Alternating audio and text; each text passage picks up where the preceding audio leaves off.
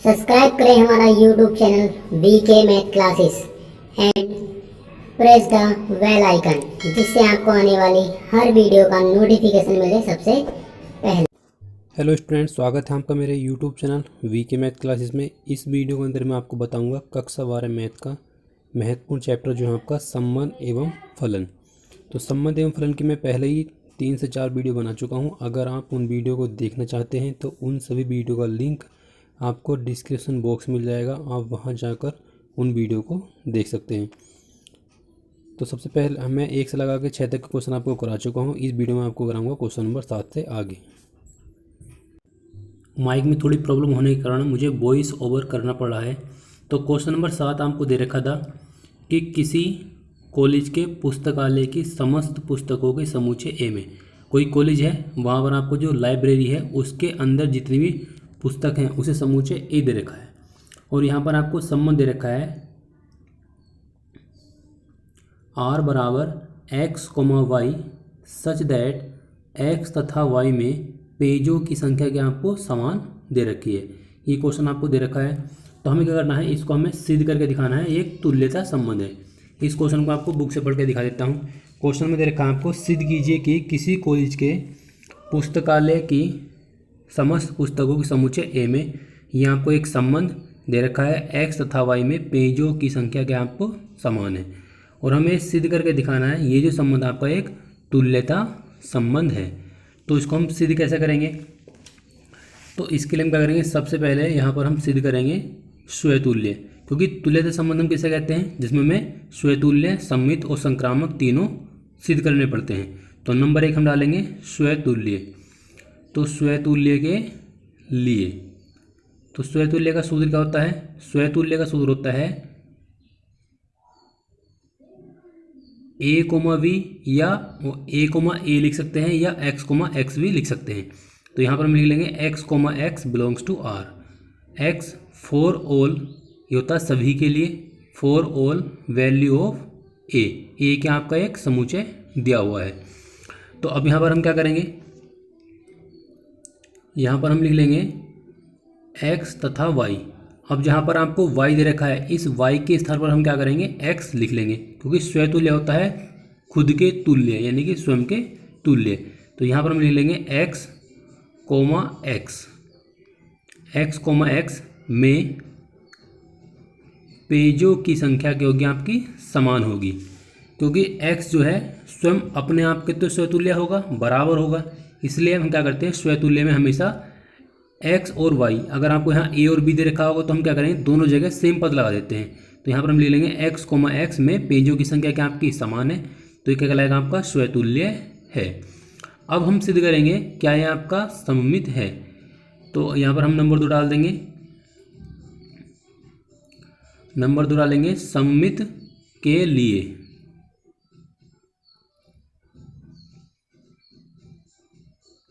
तो सममित का सूत्र क्या होता है, सममित का सूत्र होता है यदि a कोमा बी, यहाँ पर हम a कोमा बी भी लिख सकते हैं या x कोमा बाई भी लिख सकते हैं। तो यहाँ पर हम लिख लेते हैं a कोमा बी। तो यहाँ लिख लेंगे a comma B belongs to r। अगर a कोमा बी r से बिलोंग करेगा तो फिर b कोमा a भी आपका r से बिलोंग करना चाहिए। इसका एक सूत्र होता है सममित के लिए। तो यहाँ पर हम लिख लेंगे x तथा y, ये क्वेश्चन में दे रखा है, रिलेशन के अंदर दे रखा है कि x तथा y में पेजों की संख्या समान है। तो यहाँ लिख लेंगे x तथा y में पेजों की संख्या क्या है, समान है। जब x और y में पेजों की संख्या समान है तो y और x में पेजों की संख्या समान होगी। तो यहाँ पर हम लिख लेंगे y तथा x में भी पेजों की संख्या क्या होगी, समान होगी। तो ये हो जाएगा आपका a कोमा बी, यानी कि x कोमा वाई r से बिलोंग करेगा, तो y कोमा x भी r से बिलोंग करेगा। तो ये हो जाएगा आपका सममित है, यहाँ लिख लेंगे सममित है। अब यहाँ पर हम सिद्ध करेंगे अगला पॉइंट हमारा तीसरा होता है हमारा संक्रामक, तो यहाँ लिख लेंगे संक्रामक के लिए। तो संक्रामक का सूत्र क्या होता है? संक्रामक का सूत्र ये होता है, यदि यहाँ लिख लेंगे यदि x, y या a, b लिख लेते हैं। यदि a, b belongs to r तथा b, c belongs to r, यदि a, b r से बिलोंग करता है, b, c भी r से बिलोंग करता है, तो a, c r से बिलोंग होना चाहिए। ये इसका सूत्र है। अब हमको इसको सिद्ध कैसे करेंगे? सिद्ध करने के लिए हम क्या लिख लेंगे? यहाँ दे रखा है कि पहले लाइन में x तथा y में पेजों की संख्या समान है। x तथा y में पेजों की संख्या समान है, तो क्या होगा? y तथा z, क्योंकि यहाँ पर c है तो z लिख लेंगे। x, y तथा z में पेजों की संख्या क्या होगी? समान है। जब x और y में पेजों की संख्या समान है, y और z में पेजों की संख्या समान है, तो ये y से y हो जाता है कैंसिल, तो यहाँ बचा आपका x और z। तो यहाँ लिख लेंगे x तथा z में क्या होगा? पेजों की संख्या क्या होगी? आपकी समान होगी। तो ये बन जाएगा आपका संक्रामक है। तो यहाँ लिख लेंगे संक्रामक है। जब ये संक्रामक भी है, स्वतुल्य भी है, सममित भी है और संक्रामक भी है, तो हम कह सकते हैं यह संबंध एक तुल्यता संबंध है। तुल्यता संबंध है। अगर आपको तुल्यता संबंध सिद्ध करना होता है तो आपको स्वतुल्य, सममित और संक्रामक तीनों दिखाने पड़ते हैं। तो ये हो जाएगा आपका तुल्यता संबंध। नेक्स्ट क्वेश्चन है क्वेश्चन नंबर 8। क्वेश्चन नंबर 8 में आपको दे रखा है कि सिद्ध कीजिए समुच्चय ए बराबर दे रखा 1, 2, 3, 4, 5 में आपको इस संबंध दे रखा है। यह हमें बताना है कि ये क्या है? सम है। और साथ ही क्या रखा है कि इस संबंध को हमें सिद्ध करके दिखाना है कि ये एक तुल्यता संबंध है। इसके आगे क्वेश्चन और भी दे रखा है, उसको हम बाद में सोल्व करेंगे। पहले हम इतने क्वेश्चन को सोल्व कर लेते हैं। तो इसको हमें दिखाना है कि ये क्या है? एक तुल्यता संबंध है। तो तुल्यता संबंध के लिए क्या करना है? हमें पहले स्वतुल्य दिखाना पड़ेगा, सममित, और फिर उसके बाद हम दिखाएंगे संक्रामक। तो यहाँ पर हम नंबर 1 डाल लेते हैं। नंबर 1 पे हमें दिखाना है स्वतुल्य। तो यहाँ लिख लेंगे स्वतुल्य के लिए। अब स्वतुल्य का मतलब है कि दोनों पद एक जैसे होने चाहिए। तो a, लिख लेंगे। a, बिलोंग्स टू r, यानी कि a, r से बिलोंग होना चाहिए। 4 हो जाएगा फॉर ऑल वैल्यू किसके? a के लिए। ये जो a वाला है ये समूचय a, ये समूचय a रखा है, तो समूचय a के सभी मानों के लिए a, r से बिलोंग होना चाहिए। ये स्वतुल्य का क्या आपका सूत्र है। अब हम क्या करेंगे? इन दोनों पद की जगह हमें एक जैसे पद लगाने पड़ते हैं, तभी तो स्वतुल्य कहलाता है। तो यहाँ पर हम लिख लेंगे a, इस वाले पद की जगह तो a पहले से ही है, और b की जगह हम लगा लेंगे a। तो a माइनस a कितना बचेगा? 0, और 0 क्या है? 0 एक सम संख्या है, तो a माइनस a बराबर 0, जो एक सम संख्या है। a माइनस a बराबर 0 क्या है? एक सम संख्या है। तो क्या कहलाएगा आपका? स्वतुल्य है। तो यहाँ पर हम लिख लेंगे स्वतुल्य है। अब स्वतुल्य के बाद हमें क्या करना है? स्वतुल्य के बाद हमें बताना है कि ये सममित है या नहीं है।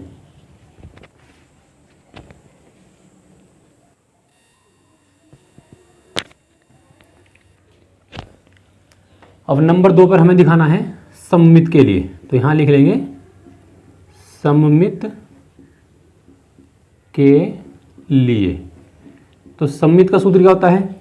सममित का सूत्र होता है कि a, b belongs to r, तो b, a belongs to r होना चाहिए। अगर a, b r से बिलोंग करेगा तो b, a भी r से बिलोंग करना चाहिए।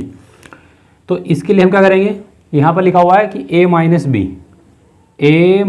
b क्या है? एक सम है, यानी कि सम संख्या है। तो a माइनस b एक सम संख्या है। अगर हम a में से b घटाते हैं तो वो एक सम संख्या प्राप्त होती है। जब a में से b घटाने पर सम संख्या प्राप्त होती है तो b में से a घटाने पर सम संख्या प्राप्त होगी। तो यहाँ लिख लेंगे b माइनस a एक सम संख्या है। तो a माइनस b एक सम संख्या है, तो b माइनस a भी क्या होगी, एक सम संख्या होगी। तो यहाँ पे लिख लेंगे ये कहलाएगा आपका सममित है। जब सममित है तो अब हमें सिद्ध करके दिखाना, हमने दो चीज़ तो सिद्ध कर दी, अब हमें नंबर 3 पे सिद्ध करके दिखाना है कि क्या ये संक्रामक है। तो यहाँ लिखेंगे संक्रामक के लिए। तो संक्रामक का सूत्र क्या होता है, संक्रामक का सूत्र है यदि a, b belongs to R तथा b, c belongs to R, तो जब a, b R से बिलोंग करेगा, b, c R से बिलोंग करेगा, तो फिर a, c भी R से बिलोंग होना चाहिए। अगर ये कंडीशन सेटिस्फाइड होती है तो ये क्या कहलाएगा, आपका संक्रामक कहलाएगा। तो यहाँ पर हमें दे रखा है क्वेश्चन के अंदर कि a माइनस b एक सम संख्या है या सम है, सम संख्या है।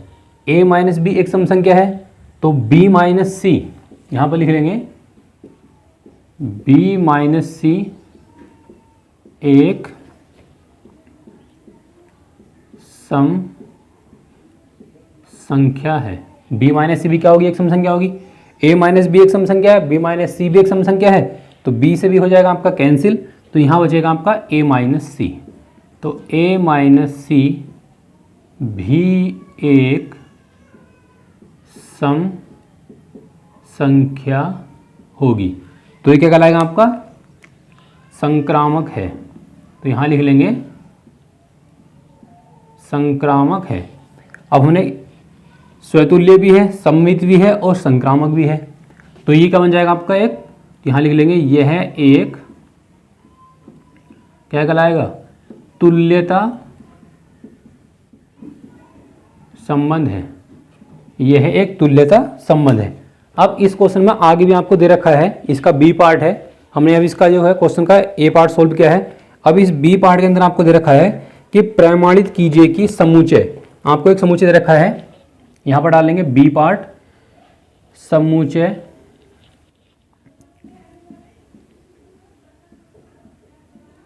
समुच्चय 1, 3 और 5, इधर रखा है 1, 3, 5 के सभी अवयव एक दूसरे से संबंधित हैं या नहीं है। अब एक दूसरे से संबंधित का मतलब क्या है, एक दूसरे से संबंधित का मतलब ये है कि अगर हम इनका अंतर लेते हैं, याद रखना आपको संबंध a माइनस बी, अगर हम इनका अंतर लेंगे तो वो एक सम संख्या प्राप्त होनी चाहिए, तो एक दूसरे से क्या होंगे, संबंधित होंगे, अगर आपका सम संख्या निकल आता है तो यहाँ पर हम लिख लेंगे, देखो 1 में से घटाएंगे 3, तो 1 माइनस 3 कितना बचेगा आपका 2, और 2 क्या आपका सम संख्या है। अगर हम घटाते हैं 1 में से 5 तो कितना बचेगा आपका 4 बचेगा, और 4 भी क्या आपका एक सम संख्या है। अगर हम 3 में से घटाते हैं 5 तो कितना बचेगा आपका 2, और 2 भी क्या आपका एक सम संख्या है। तो 1 माइनस 3, 1 माइनस 5 और 3 माइनस 5 क्या है, एक सम संख्या है। तो यहाँ लिख लेंगे एक सम संख्या है। जब सम संख्या है तो यहाँ लिख लेंगे समुच्चय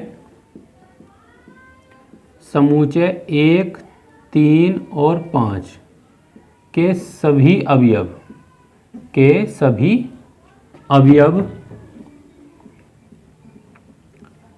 एक दूसरे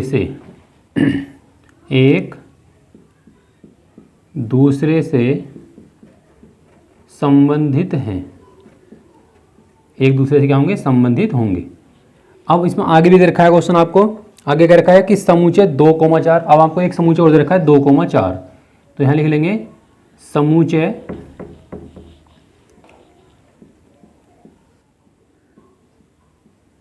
समुच्चय 2,4, समुच्चय 2,4 के सभी अवयव एक दूसरे से संबंधित हैं, ये भी हम बताना है।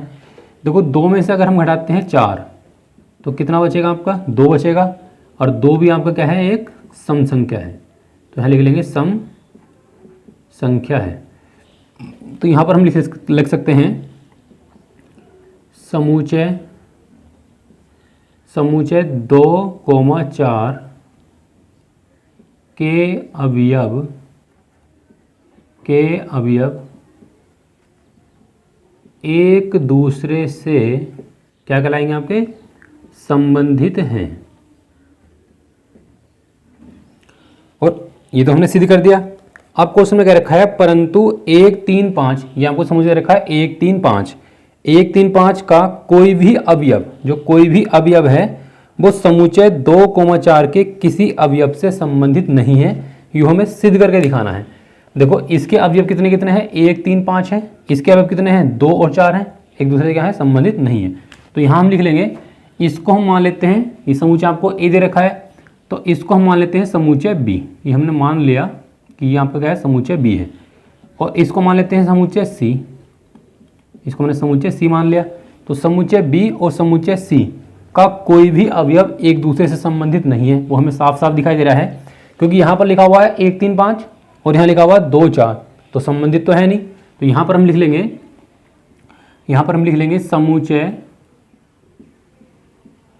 समुच्चय बी का कोई भी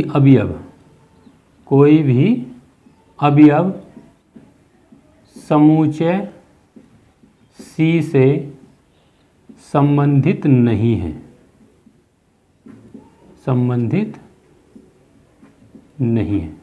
तो इस प्रकार से हम क्वेश्चन को सोल्व कर लेंगे।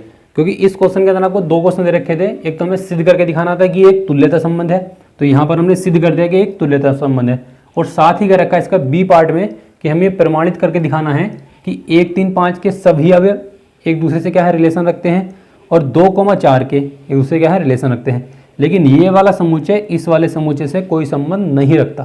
तो यहाँ पर आप देख सकते हैं, यहाँ लिखा हुआ है 1, 3, 5, यहाँ लिखा हुआ है 2, 4, एक दूसरे से क्या है, संबंधित नहीं है। नेक्स्ट क्वेश्चन है क्वेश्चन नंबर 9। क्वेश्चन नंबर 9 में हमें दे रखा है कि सिद्ध कीजिए कि समुच्चय दे रखा आपको a बराबर x belongs to z। z का आपका एक पूर्णांक है, तो x की जो वैल्यू है हमें क्या लेनी है, 0 भी लेनी है, और 0 से लेकर 12 या 12 से छोटी लेनी है। और हमें सिद्ध करके दिखाना है, ये आपका क्या है, एक तुल्यता संबंध है। तो इस क्वेश्चन को करने का आपके 2 तरीके हैं, लेकिन हम क्या करेंगे, थ्योरी वाला क्वेश्चन करेंगे, मतलब थ्योरेटिकल मेथड अप्लाई करेंगे, क्योंकि बहुत आसान है। अगर हम इसका समुच्चय बनाते हैं कि 0 से लेकर हमें क्या करनी है, 12 तक की संख्या लेनी है। और इसके बाद हमें दे रखा है पहला क्वेश्चन में, इसमें 2 क्वेश्चन है, तो नंबर 1 पे क्या रखा है कि आपको संबंध दे रखा है r बराबर a, b, a minus b इसका मोड है, 4 का एक गुणज है। अगर हम 4 का गुणज बनाएंगे तो किस तरह से बनाएंगे, a में से b घटाइए। अगर हम a में से b घटाते हैं तो क्या आना चाहिए आपका, 4, मतलब 4 का गुणज आना चाहिए। तो 4 का गुणज क्या होता है, जो संख्या 4 से कट जाती है। तो हम क्या करेंगे, इसके गुणज नहीं बनाएंगे, हम बिना गुणज के इस क्वेश्चन को सोल्व करेंगे। अगर हम गुणज बनाते हैं तो क्वेश्चन काफ़ी लंबा हो जाएगा। तो यहाँ पर हम लिख लेंगे नंबर 1 डाल के हम सिद्ध करेंगे सबसे पहले स्वतुल्य। तो स्वतुल्य का सूत्र हम सबको पता है, मैं हर क्वेश्चन के अंदर आपको स्वतुल्य का सूत्र लिखवा रहा हूँ। तो स्वतुल्य का सूत्र होता है कि a, बिलोंग्स टू r, यानी कि जहाँ आपका b है इसकी जगह हमें a लगाना पड़ता है, सबसे सिंपल तरीका है। तो यहाँ पर हम लिख लेंगे a माइनस a। जब a में से a घटाएंगे तो कितना बचेगा आपका, 0, और 0 क्या है, 4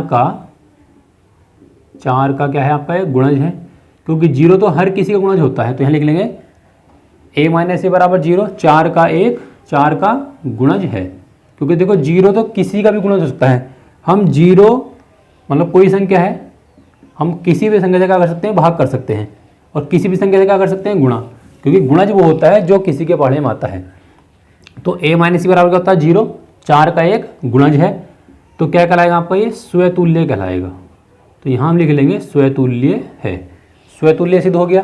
अब हमें बी पार्ट में सिद्ध करके दिखाना है सममित।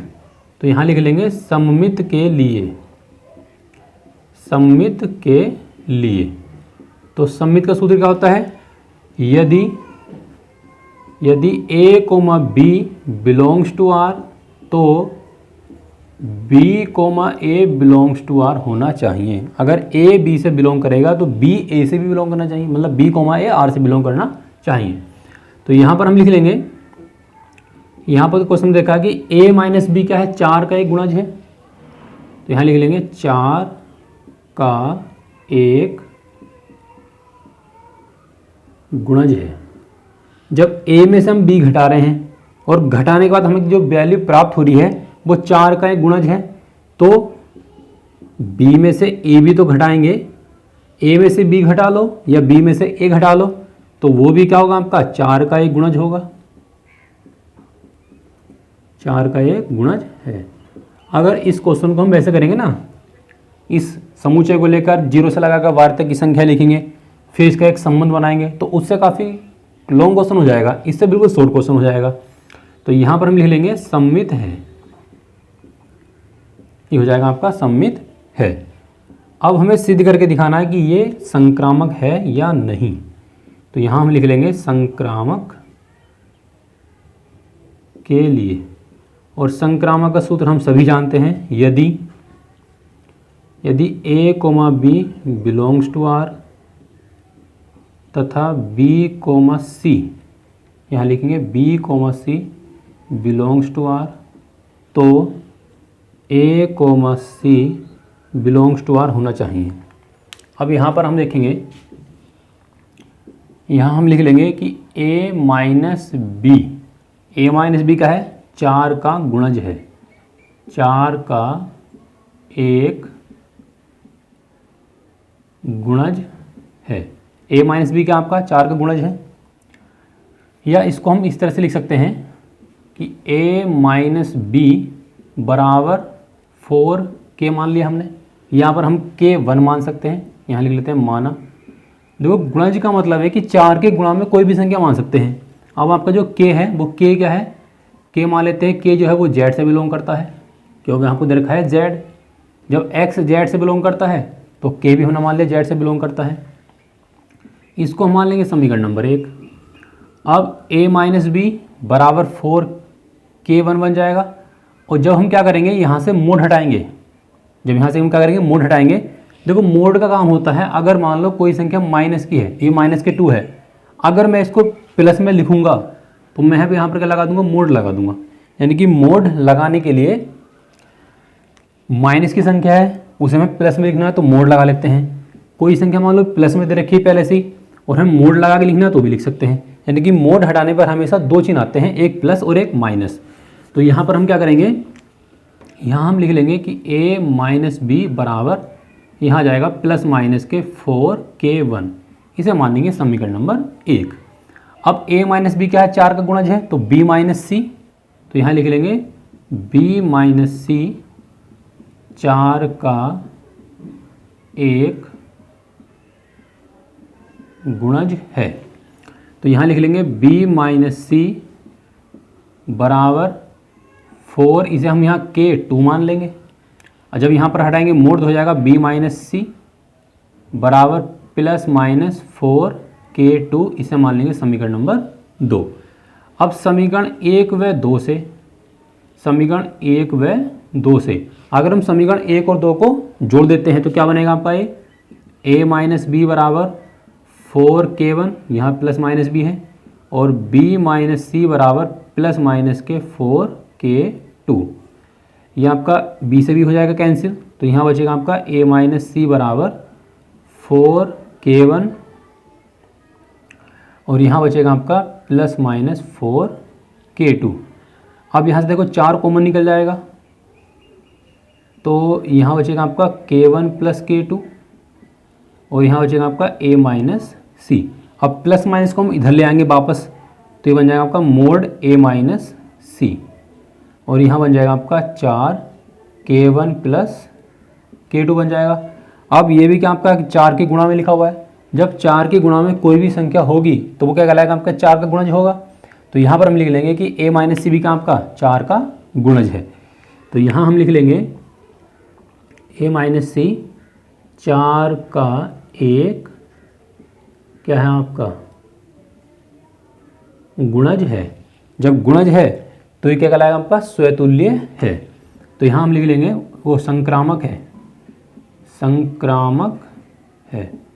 जब ये स्वतुल्य भी आ गया, सममित भी आ गया और संक्रामक भी आ गया तो क्या कहलाएगा आपका ये तुल्यता संबंध है, तो यहाँ पर हम लिख लेंगे यह एक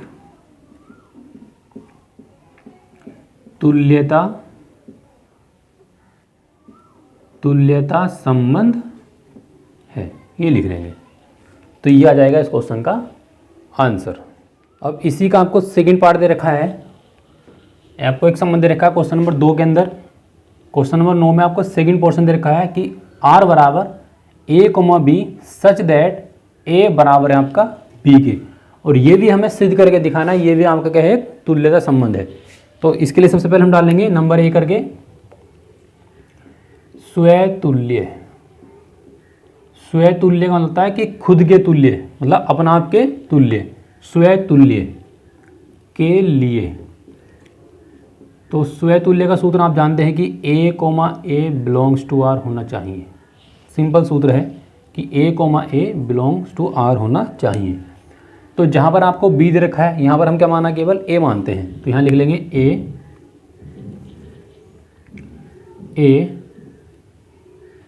यानी कि ए, या यहाँ पर हम लिख लेते हैं ए स्वयं ए स्वयं ए के क्या होगा आपका, बराबर होगा, के बराबर है, यानी ए स्वयं ए के क्या है, बराबर है। तो क्या कहलाएगा आपका ये स्वतुल्य है। अब बी पार्ट में हम डालेंगे यहाँ पर सम्मित।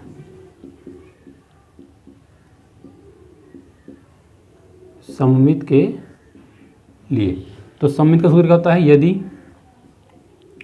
यदि A comma B belongs to R तो B comma A belongs to R होना चाहिए।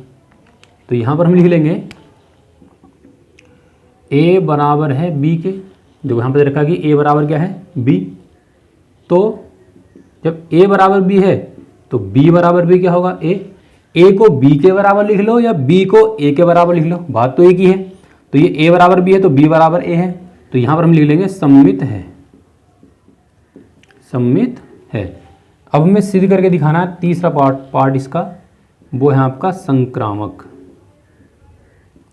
संक्रामक के लिए। तो संक्रामक का सूत्र क्या होता है आप जानते हैं,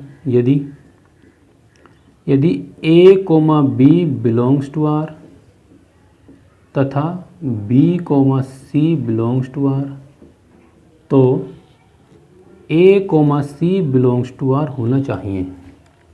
तो यहाँ पर हम लिख लेंगे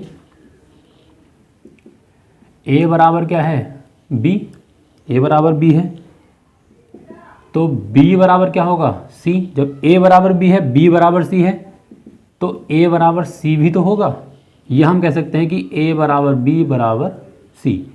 ए सी के बराबर है, बी सी के बराबर है और ये इसके बराबर है। तो यहाँ लिख लेंगे ए बराबर बी बराबर सी। तो ये कहलाएगा आपका संक्रामक है। तीनों क्या है, पॉजिटिव हैं। तो यहाँ पर लिख लेंगे यह संबंध एक क्या आपका तुल्यता संबंध है।